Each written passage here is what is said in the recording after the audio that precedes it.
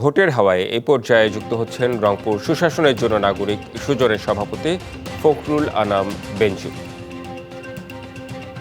ফখরুল আনাম বেঞ্জু, আপনাকে স্বাগত জানাচ্ছি। আমরা একটু জানতে চাই যে নির্বাচন ঘিরে আসলে রংপুরের কি অবস্থা।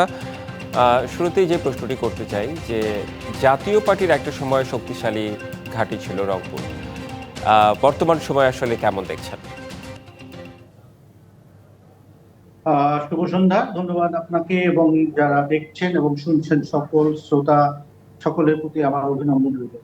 আসলে একটা সময় রংপুরের 33টি আসন জাতীয় পার্টির একটা বড় দুর্গ বলা হয়, কিন্তু কালের পরিক্রমায় সময়ের পরিক্রমায় এটার একটা বড় ধস চলে আসছে।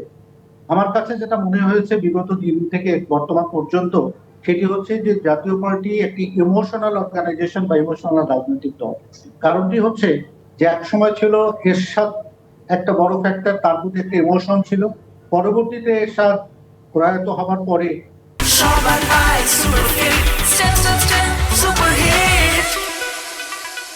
যেটা আসছে সেটা হচ্ছে যে লাঙ্গুল প্রতীক একটা বড় ধরনের দুর্বলতা রংপুর অঞ্চলের মানুষ।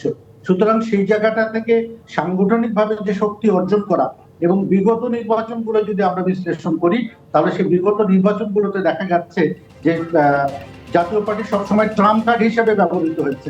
এটা বিএনপির সময় হয়েছে, বিগত 3টা নির্বাচনে আওয়ামী লীগের সময়, সেখানে কিন্তু তারা ট্রাম্প কার্ড হিসেবে ব্যবহৃত হয়েছে। কিন্তু তারা নিজেরা যে শক্তি সঞ্চয় করবে, নিজেদের একটা আইডেন্টিটি, এটা যে একটা রাজনৈতিক দল এবং নিবন্ধিত রাজনৈতিক দল, তাদের যে কার্যক্রমগুলো তৃণমূল পর্যন্ত ছড়িয়ে দেওয়ার যে ব্যাপারটা, সেই জায়গাটাই কিন্তু আমার কাছে ঘাটতি মনে হয়েছে। যার ফলে তারা একটা বড় চ্যালেঞ্জের মুখে পড়ে গেছে এবং দেশের এই পট পরিবর্তনের পরে, জুলাই অভ্যুত্থানের পরে আজকের যে পরিস্থিতিটা হয়েছে, সেই পরিস্থিতিতে মনে হচ্ছে যে তারা কোথায় যেন একটা কোণঠাসা অবস্থার মধ্যে তারা রাজনৈতিক কার্যক্রম চালাচ্ছেন। সুতরাং এই জায়গা থেকে রাজনীতির এত বড় একটা মাঠে তারা বিরোধী দল ছিলেন, তারা নির্বাচন করেছেন, তাদের তো কিছু সাংগঠনিক পলিসি থাকতে হবে। সেই পলিসিগুলো কিন্তু আমার চোখে অতটা দৃশ্যমান আছে বলে মনে হয়।